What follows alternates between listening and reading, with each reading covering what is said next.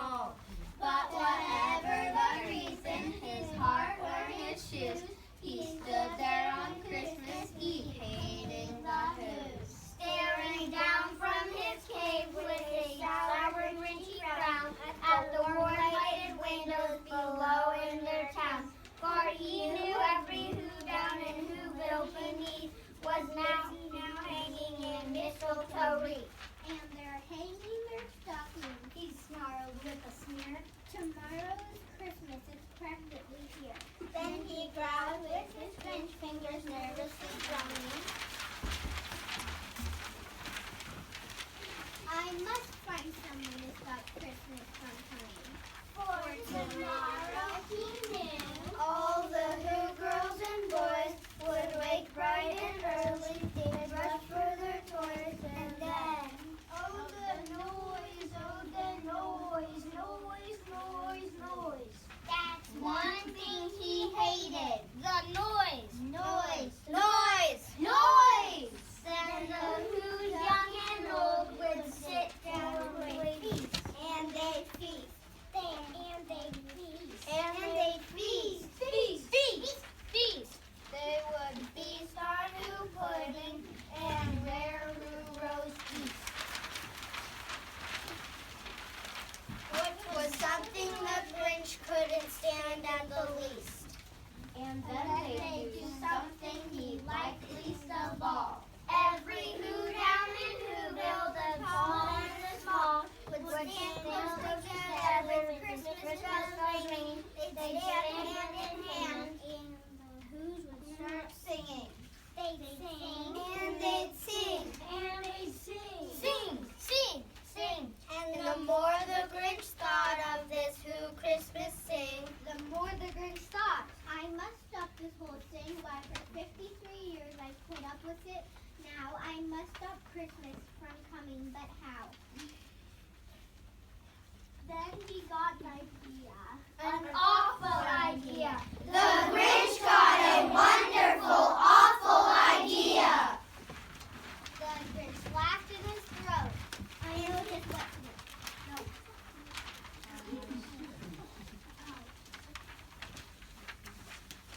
The Grinch laughed in his throat, and he made a quick Santa Claus hat and coat. He chuckled and clucked. What a great Grinchy trick was his coat and his hat. I look just like St. Nick. All I need is a reindeer. The Grinch looked around, but since reindeer are scarce, there was none to be found. Did that stop the old Grinch? No. The Grinch simply said, If I can't find a reindeer, I'll make one instead. so he called his dog Max. Then he took some red thread and he tied a big horn on top of his head. Then he loaded some bags and some old empty sacks on a ramshackle sleigh, and he hitched up old Max. Then the Grinch said, Giddy up. and the sleigh started down toward the homes where the Who lay snooze in their town. All their windows were dark, quiet snow filled the air. All the Who's were all dreaming sweet dreams without care. Then he came to the first little house on the square. This is stop number 1. The old Grinchy Claus hissed. And he climbed to the roof and he dabbed in his fist. Then he slid down the chimney and rather tight pinch. But if Santa could do it, Then so could the Grinch. He got stuck only once for a moment or two. Then he stuck his head out of the fireplace flue, where the little Who stockings all hung in a row. these stockings, he grinned, Are the first things to go. then he Slithered and slugged with a smile most unpleasant around the whole room, and he took every present. pop guns, And bicycles, roller skates, drums, checkerboards, tricycles, popcorn, and plums, and he stuffed them in bags. Then the Grinch very handy stuffed all the bags one by one up the chimney.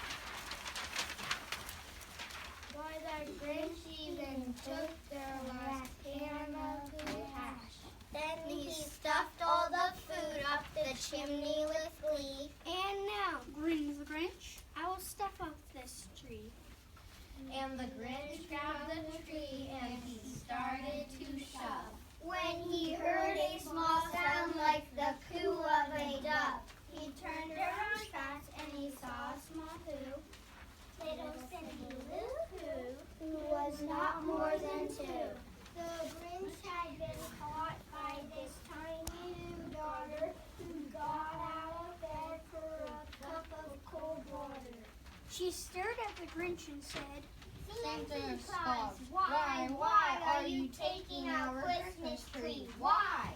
But you know that old Grinch was so smart and so slick, he thought of a lie. He thought it up quick. Why, my sweet little tot? To fake Santa Claus light? There's a light on this tree that won't light on one side, so I'm taking it home to my workshop, my dear. I'll fix it up there, then I'll bring it back here.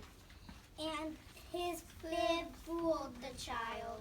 Then he patted her head and he got her a drink and he sent her to bed. And when Cindy Lou went to bed with her cup, he went to the chimney and stuffed the tree up. Then the last thing he took was the log for their fire. Then he went up the chimney himself, the old liar. On their walls he left nothing but hooks and some wire. And the one speck of food that he left in the house was a crumb that was even too small for a mouse. Then he did the same thing to the other whose houses, leaving crumbs much too small for the other whose mouses. It was 1/4 All the who's still abed, all the who's still a snooze. when he packed up his sled. Packed it up with their presents, The ribbon, the wrapping, the tags, and the tinsel, the trimmings, the trappings. 3,000 feet up, Up the side of Mount Crumpet, he rode with his load to the tip-top to dump it. Pooh-pooh for the who's. He was grinchishly humming. They're finding out now that no Christmas is coming. They're just waking up. I know just what they'll do. Their mouths will hang open a minute or two, then the who's down in Whoville will all cry, boo-hoo. That's a noise. Grins the Grinch. That I simply must hear. So he paused and the Grinch put his hand to his ear and he did hear a sound rising over the snow. It started Then it started to grow. but the sound wasn't sad. Why this sound sounded merry. It couldn't be so, But it was merry. Very! He stared down at Whoville. The Grinch popped his eyes. Then he shook. What he saw was a shocking surprise. Every who down in Whoville, the tall and the small, was singing Without any presents at all. He hadn't stopped Christmas from coming, it came. Somehow or other it came just the same. And the Grinch with his Grinchly eyes cold in the snow stood puzzling and puzzling. How could it be so? It came without ribbons, it came without tags, it came without packages, boxes, or bags. And he puzzled 3 hours till his puzzler was sore. Then the Grinch thought of something he hadn't before. Maybe Christmas, he thought, doesn't come from a store. Maybe Christmas, perhaps, means a little bit more. And what happened then? Well, in Whoville they say that the Grinch's small heart grew 3 sizes that day. And the minute his heart didn't feel quite so tight, he whipped with his love to the bright morning light. And he brought back the toys and the food for the feast. And he himself, the Grinch carved the roast beef. are